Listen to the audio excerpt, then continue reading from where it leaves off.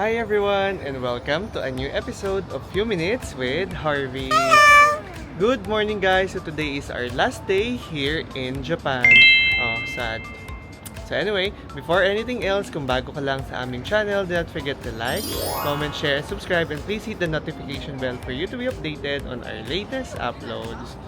Good morning guys! So katulad ng sabi ko, marami na tayong na-upload na vlogs. Please do check our Japan playlist, our Korea playlist, dahil nanggaling din tayo ng South Korea before tayo pumunta dito. And for today's video, tayo ngayon ay pupunta ng Amano Hashidate and Ine. So nandito na tayo ngayon sa Kyoto Station. Ang ating train or ang ating Shinkansen ay aalis ng 8:30 in the morning. On time sila guys, so walang leeway para malate kayo. So talagang kailangan maaga kayong dumating before pa umalis yung train. Kasi immediately 8:30 in punto, like right on the dot, aandar yung train. So wala talagang chance na makasunod kayo if ever malate kayo ng isang minuto. So nasa likuran natin ngayon yung ang Kyoto Tower, I mean yung reflection. Pero although nandito talaga siya sa kabilang side, against the light lang, kaya hindi na ako doon nag-video para mas malinaw yung video natin. So yun lang naman, this will be our last day, 8:30 up until before 3 PM. Kailangan makabalik tayo ng station dahil 3 PM naman yung pabalik dito ng Kyoto Station. And then from here, kukuhanin lang ulit natin yung gamit natin and then diretso na tayo ng airport.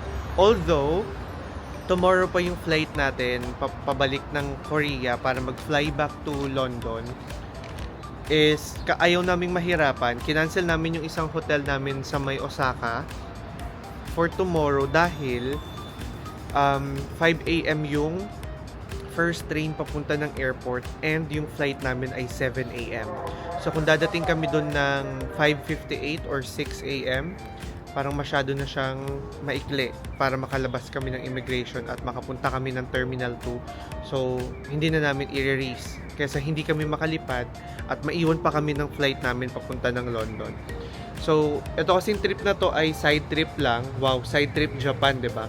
I mean, pero mas mahaba yung day namin dito sa Japan, meaning is yung ticket namin from Japan to Korea ay separate na ticket. Hindi siya kasama sa binili namin for London to Korea. So, hindi talaga namin plano pumunta dito in the first place. But since malapit na, isang oras lang ang pagitan, so, tinuloy namin at hindi naman kami nagsisi. So, nakapunta na tayo ng Osaka, nakapag-Namba tayo. Saan pa ba tayo nagpunta? Marami na tayong napuntahang mga spots. Nagpunta tayo yesterday, andito tayo sa Kyoto. Nagpunta tayo ng Fushimi Inari Taishi. Nagpunta rin tayo dito sa Kyoto Tower. Yung nandito sa likuran natin na illuminated lights. Nagpunta tayo ng Ninenzaka, Yodobashi dito. At naglibot-libot tayo. At kumain tayo ng Ichiran kagabi. So, hindi na tayo nakapag-Arashiyama dahil hindi na kaya ng oras since mabilis. Wala kang participation na ba? Tamang tingin ka lang ha. Since wala tayong tawag dito, wala na tayong enough time para makapunta ng Arashiyama dahil maaga mag-sunset. So hindi na tayo nakapunta dahil kulang talaga ang isang full day para lang malibot mo yung Kyoto. And yung yung side trip kasi is 1 hour din yung biyahe. And alam nyo ba na ang Amano Hashidate ay 2 hours away from Kyoto. So you should allot the whole day talaga kung gusto nyo masundan. Yeah, total 4 hours for the travel time from Kyoto to Amano Hashidate and way back papunta. Kyoto lang ba ang Meron, hindi ko naman sure kung may iba pang way, pero since nandito tayo, ito lang yung na-search natin. So yun lang muna, balik na lang tayo kapag nandun na siguro tayo sa Amano Hashidate since mahaba na rin tong chikahan natin to.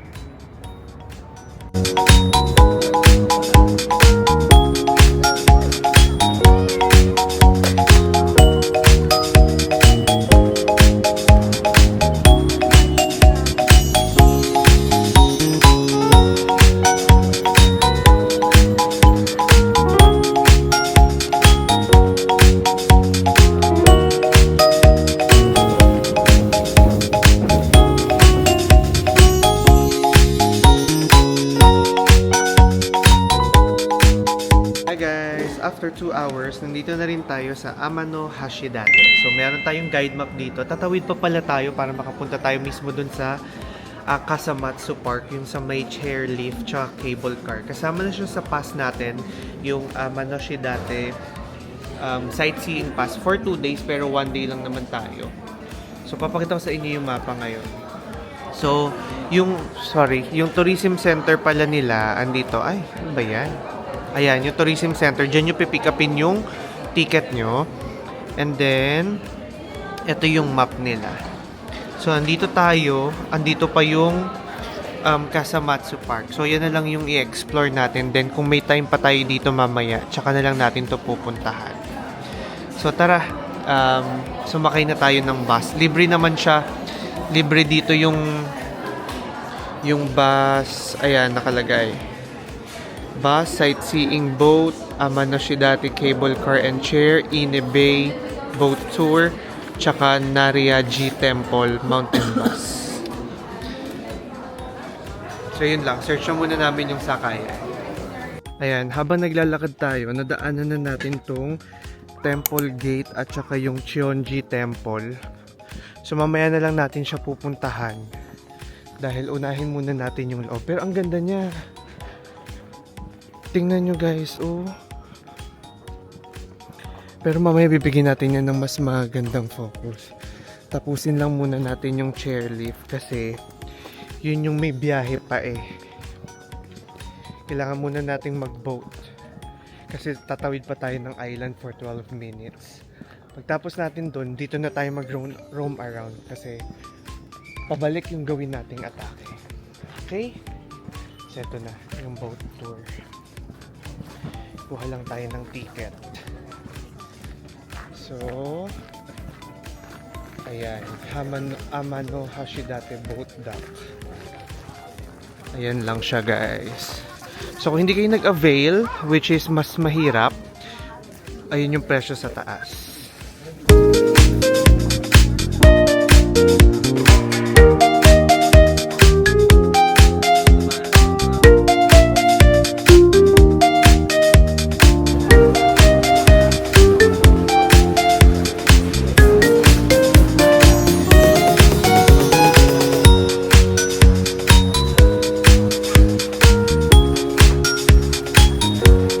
Ayan na, aakyat na tayo.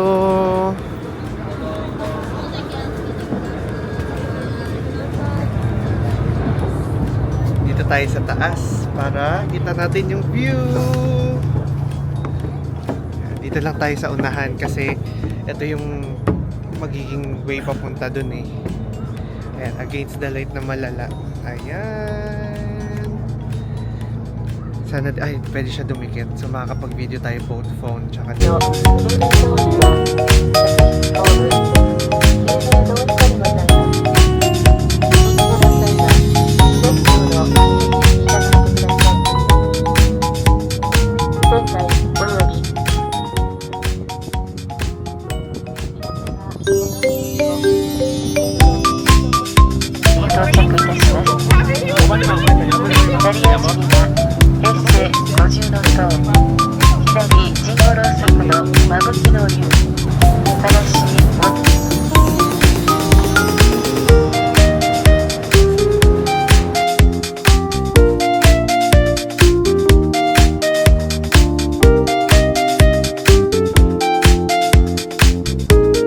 Okay, nandito na tayo sa Amano Hashidate. So now, tayo ngayon ay pupunta muna sa chairlift. So dito muna tayo pupunta. Then bago tayo mag-Motoy Sekono Shrine na nasa harap lang namin ngayon, against the light tayo. Kasi ginagawa namin ay pabaliktad, pababa. Akyat muna kami bago pagbaba para isang agos kami pabalik sa mas malapit sa station. Para kung sakali man na meron kaming spots na hindi mako-cover, at least nauna natin to and malapit na tayo sa station. So hindi tayo maghahabol ng tren. Kasi if ever na ma-miss namin yung 3 PM na train, yung 6 PM, although dadating kami doon ng 8 sa Kyoto, pero hindi na namin mahahabol yung train papunta ng Kansai Airport. So kailangan talaga ma-manage tong time na to. But anyway, Ang focus naman natin yung chairlift and then bonus na tong iba. And napakaganda ng... Takot ako doon. Napakaganda ng view. Promise. Sobrang serene. Perfect way to end our... View. Parang I love you. Galing. Parang napaka-perfect way to end the trip talaga. So dito na tayo sa uphill papunta ng parking or nung first stop nung chairlift.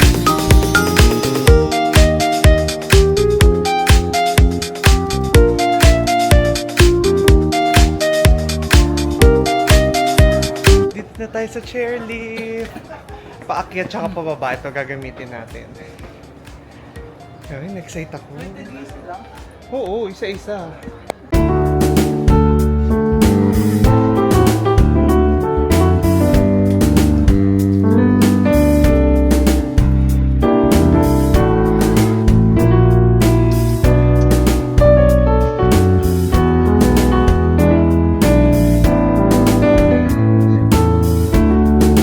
Mababaw lang. Or mabigat ako.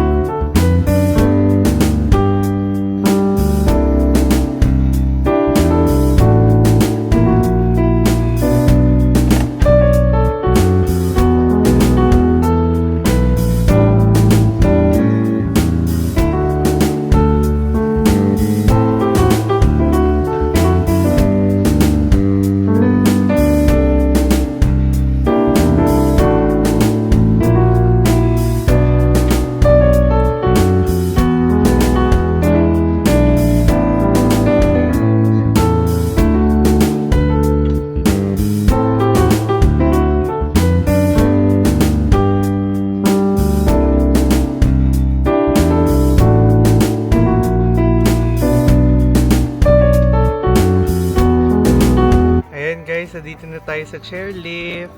Hindi naman pala siya ganun kataas. I mean, mataas siya pero like medyo malapit yung paa mo dun sa pinaka para protective net nila. Ayun yung likod natin, no. Mas ma-appreciate natin yung view mamaya pagbaba. So, nagpauna lang ako. And kung hindi nyo napanood yung sa Grand Seoul natin, meron din tayo doon na chairlift din.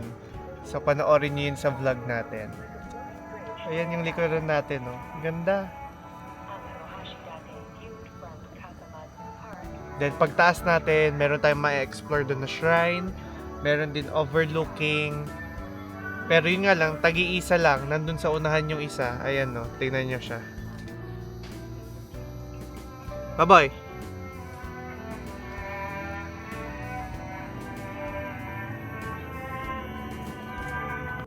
Ito na yung overlooking ng Amanohashi dati.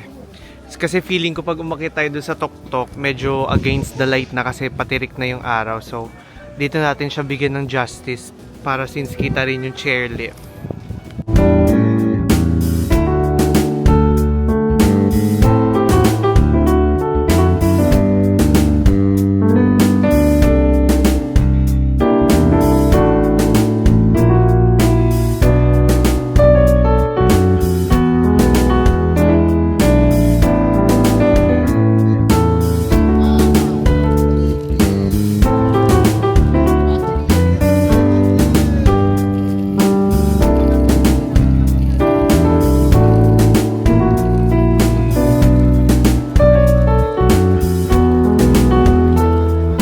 Grabe guys, mapapa-thank you Lord ka na lang talaga.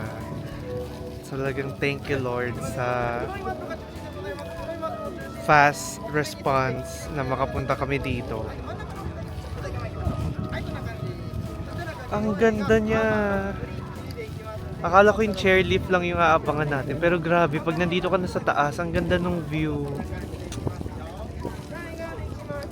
Ang sarap mag-relax. Medyo mainit lang eh. Kaya medyo nakaganon tayo. Pero grabe, sobrang ganda, promise. Walang kapantay. Yung lake bago may mga boats, may chairlift, may view, may mountains. Grabe, sobrang perfect nito. Speechless. Speechless.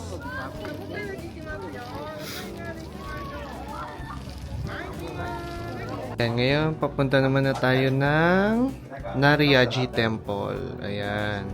So, 7 minutes bus siya. Kasama naman siya sa sightseeing na ticket natin. So, meron dito instructions sa baba. Ayan.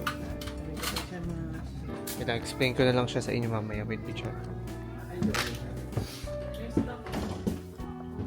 Oo, yun nga yung sa atin.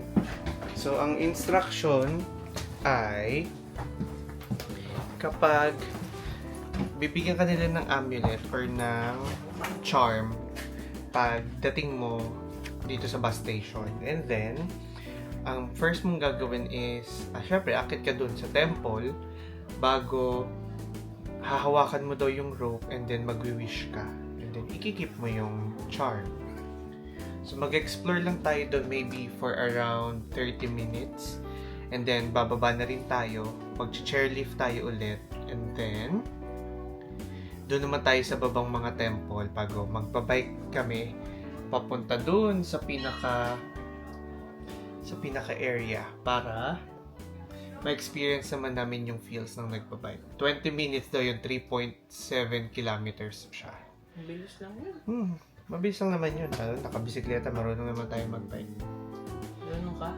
Oo. Oy, marunong ako mag-bike.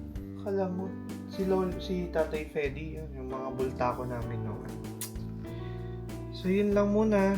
Mamaya na tayo magkita pag nandun na tayo sa Nariyaji Temple. Wala siyang participation sa vlog nito. Nandito na tayo ngayon sa taas or sa entrance ng Nariyaji Temple. And mag-umpisa na tayo mag-explore. So, dito tayo binaba. So, yung first natin is yung The Unrung Bell. So, against the light tayo. So, ayan. So, nasa harapan natin ngayon yung Unrung Bell. Yan.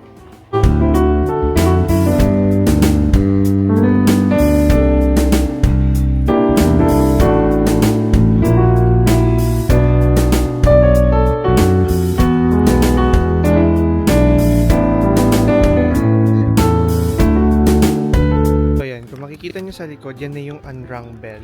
So, nung binasa ko siya, ang sabi nila dito, before daw ay nag-a-ask sila ng donations para magawa itong bell na to.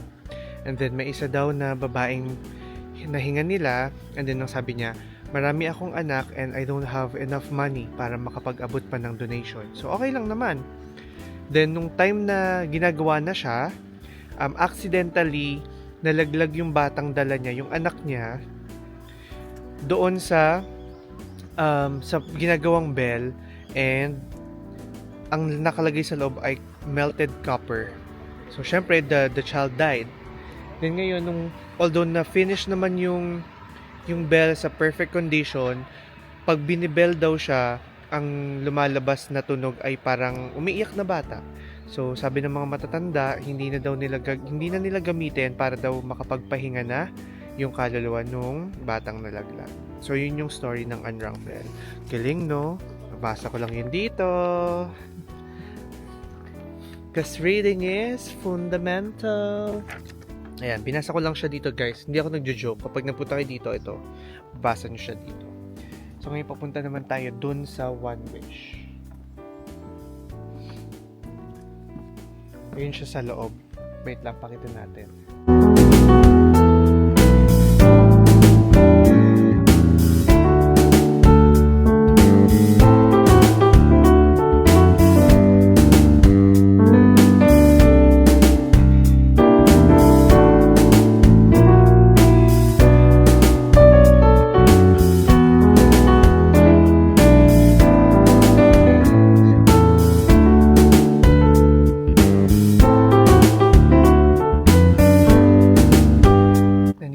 Tayo ngayon sa One Wish, One Word Jizo, the guardian deity of children and travelers.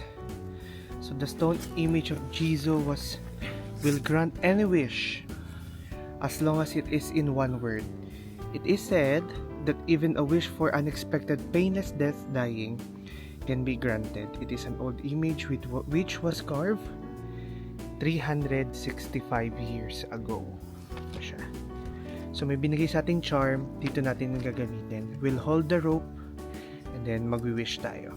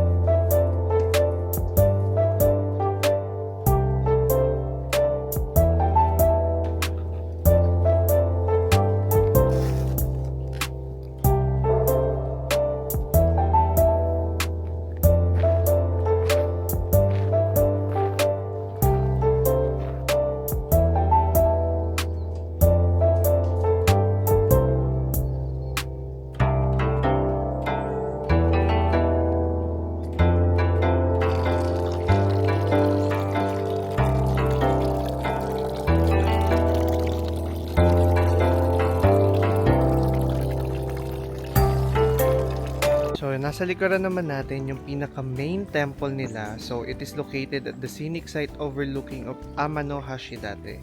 It is one of the 3 most scenic spots in Japan. It has been said that the temple was founded by a holy priest Shin-o or Prince Shotoku. It was originally a place for religious experience, training of mountain worship, and gained respect as one of the 5 locations Hijiri, a priest of high learning and virtue, lived in Japan. So it's also one of the 30 spots na sacred temples dito sa buong West Japan, and pang number 28 yata siya. Yun yung nakita kong number dito kanina. Yes, pang number 28 siya.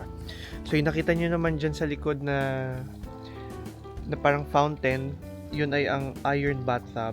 It was used by the monks before for their bathing. So sa loob, bawal tayong mag-picture, bawal tayong mag-video, pero meron doon sa loob na a dragon facing any direction by Hidari Jingoro. Parang hindi naman daw siya nakita ng dragon before, so paano daw siya maggagawa ng like parang sculpture as offertory sa templo, pero nanaginip siya and then sinusundan daw siya ng dragon, and yun, nakagawa siya ng direction. Kumbaga parang Mona Lisa, kung saan ka nakatingin, doon din siya nakatingin sa'yo, kahit sa ang side. So siya, papasok muna tayo ng temple and then bababa na tayo. Pababa na tayo ulit and dumaan lang kami ng main temple to pray, to wish, and bumili lang si RM ng amulet para din sa for keeps niya. Ganyan. Kasi ako meron ako noong 2018, up until now, nasa akin pa rin yun. So, isasama namin dun yung omikuji namin kahapon. So, yun lang. Then, dun na tayo mag-tour ulit mamaya kapag nandun na tayo sa chairlift naman pababa.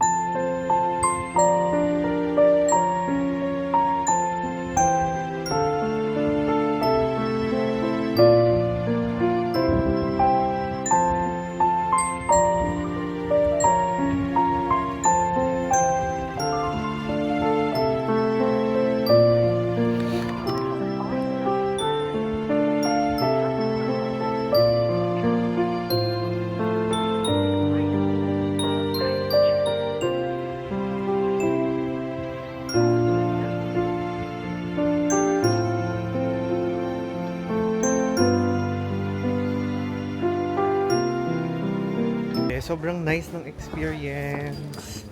So, papunta naman na tayo dun sa isang temple and then magbabike tayo pabalik dun sa pinaka main port kung nasaan yung bus station. Pero umakyat kami sandali kasi minaamoy kami ang bango.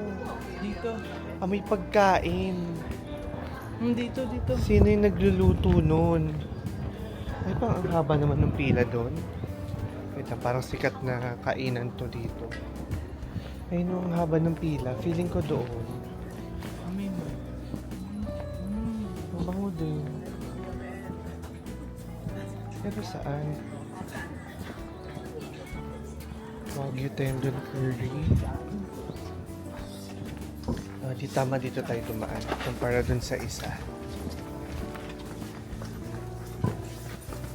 Ay, wala. Kaya dapa pa ang gay.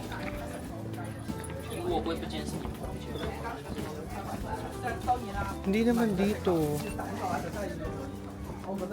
Hindi man to kainan. Nawala na. Pero grabe ang bango nun.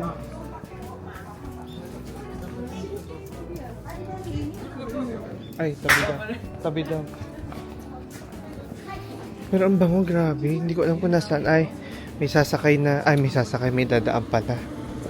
Okay, dito na tayo bumaba. Bicycle entry and then bawal mag-video and photography. So, later na lang, guys.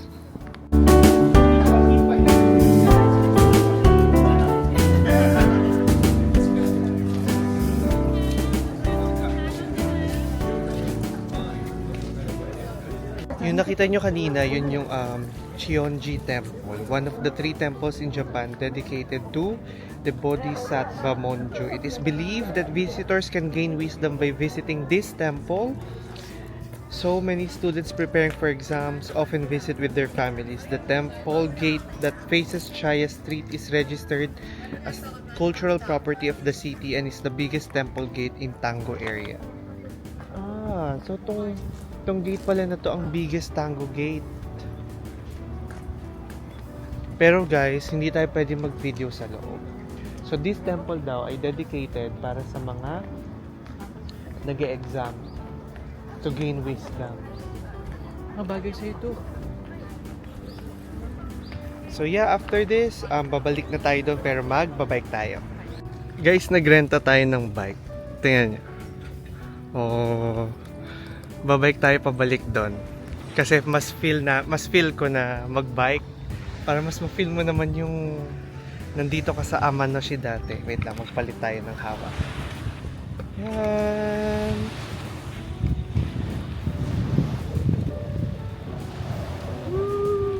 Mabilis lang to. Re-return natin to ng mga oras? 2 hours daw. So kung gusto niyo mag-picture somewhere. Grabe, ang ganda. Ang saya ng feeling. Sana nga may makapag-video ko nang like kita ko. Kailangan gawan natin ng eksena.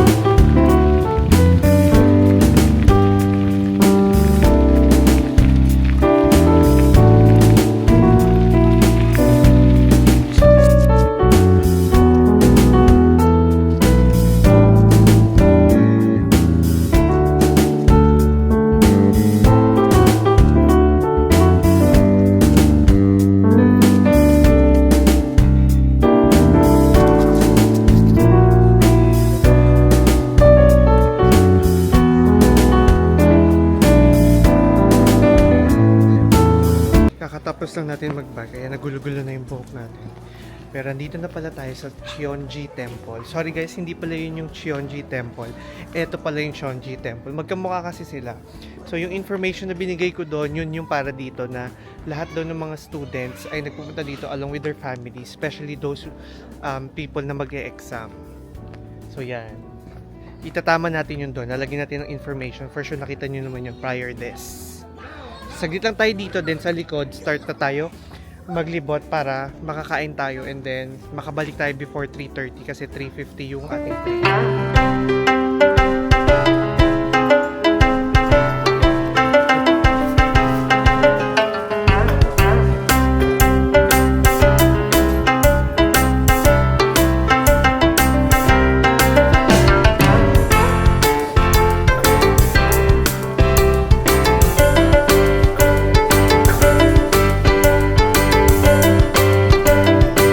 Pera, gusto mo pa naka-video?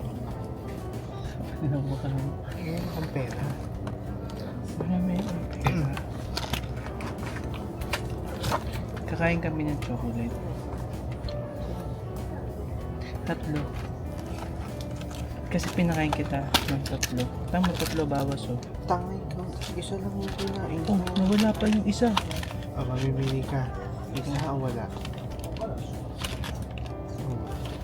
Palit na lang.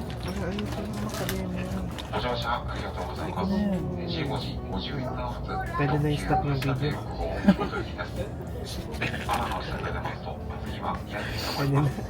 列車次の Hi guys! Kakabalik lang namin dito sa may Kyoto and actually nandito na malapit na kami sa may pinag-stayan natin kagabi. And before that, nakalimutan ko palang sabihin sa inyo yesterday na meron pala tayong kinainan or nakain na creme brulee. And sabi ni RM siya na daw magdi-discuss nun. Wala, agad-agad. Oo. Yun. So may kinainan kami after nung Ichiran yun. Oo, Ichiran. Galing kami sa Ichiran. Tapos, naglalakad kami somewhere papunta doon sa may dulo. May nadaanan kaming parang maliit na car. Lalagay namin dyan yung picture ng kotse. Tapos binagbebenta siya ng creme brulee, tapos yung sa strawberry, tapos may isa pang flavor. Tapos matanda na siya. Tapos nakatitig lang siya sa dun sa window niya. Yeah. Nag-aantay ng siguro may bumili. Tapos nung nalagpasan na namin, sabi ni Mami, wala, bili ka. Bumili kami. Na hindi naman namin expected na Ganun kasarap kasi gusto lang namin bumili. Bumili, yeah. Una, I mean, andun na tayo sa part na out of concern tayo, naawa ako. Kaya sabi ko, bumili ka ng kahit isa, kahit busog na kami. Pero to find out na isa yun sa pinakamasarap na creme brulee na natikman namin. And andyan yung picture niya, nandun lang siya sa may Ichiran, banda sa may basta search nyo kung nasaan yung Ichiran sa Kyoto. Lakad lang kayo konti, sa may Nishiki Market siya. Nandun lang siya along the way every night.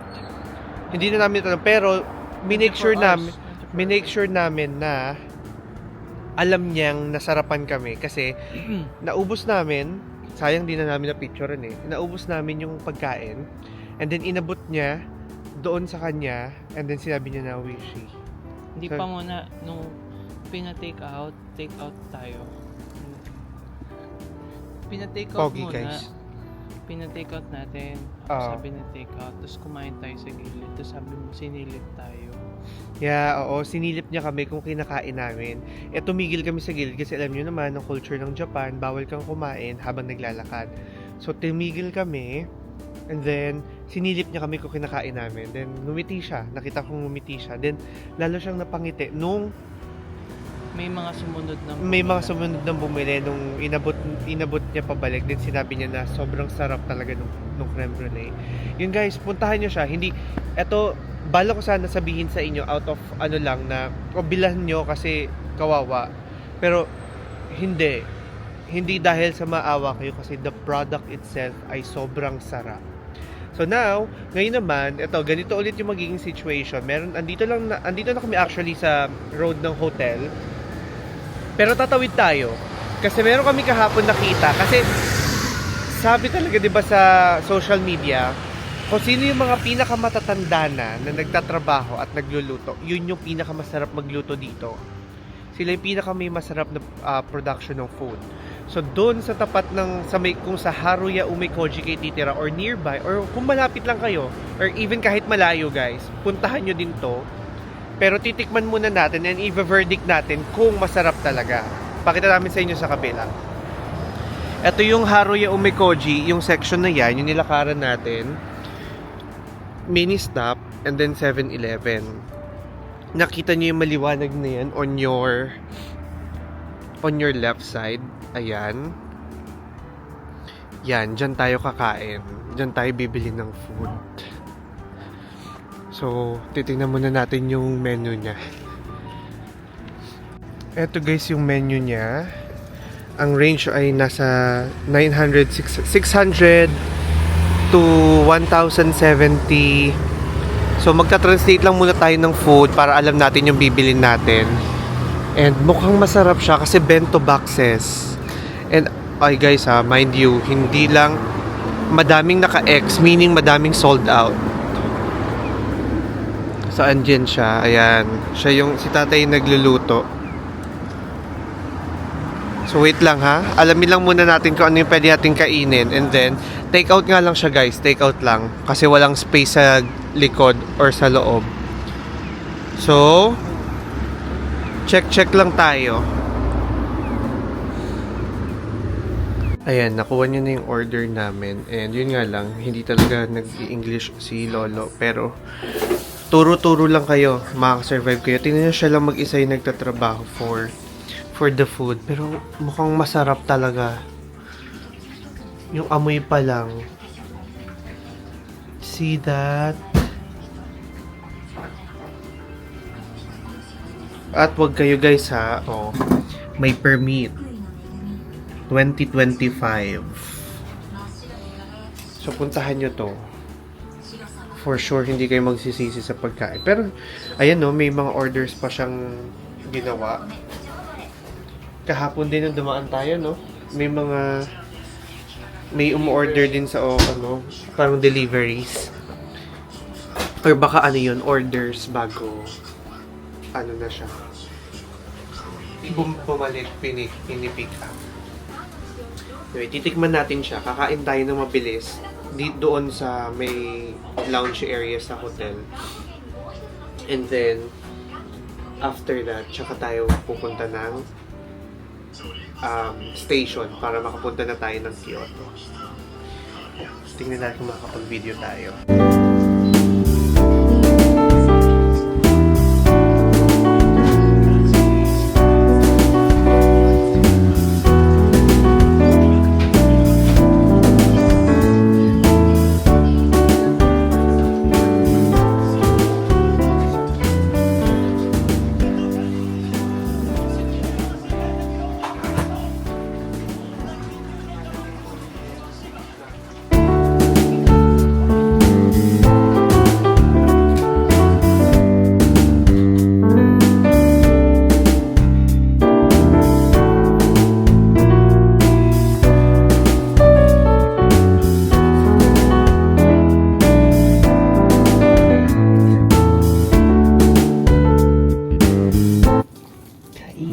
Hindi kami makapag-ingay kasi nandito kami sa common area. So nakita niyo naman yung pagkain, di ba? Grabe, sobrang dami ng serving. Tikman na natin.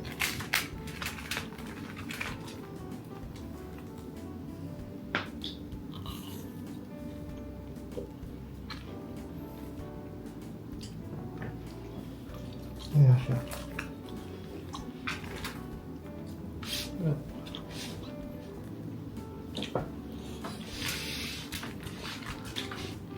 Fresh. Ang dami ng kanin.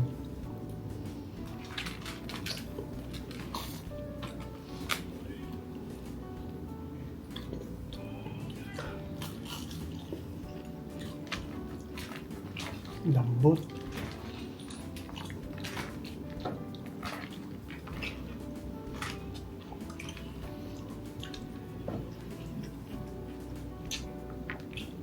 Masarap lahat. Promise.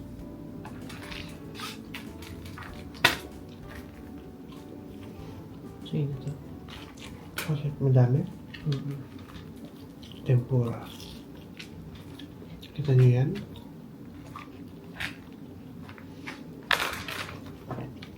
Siya, kakain na muna kami. Mamaya tayo mag-usap ng review. Grabe yung pagkain, guys. Probably that's one of the best meals I've had.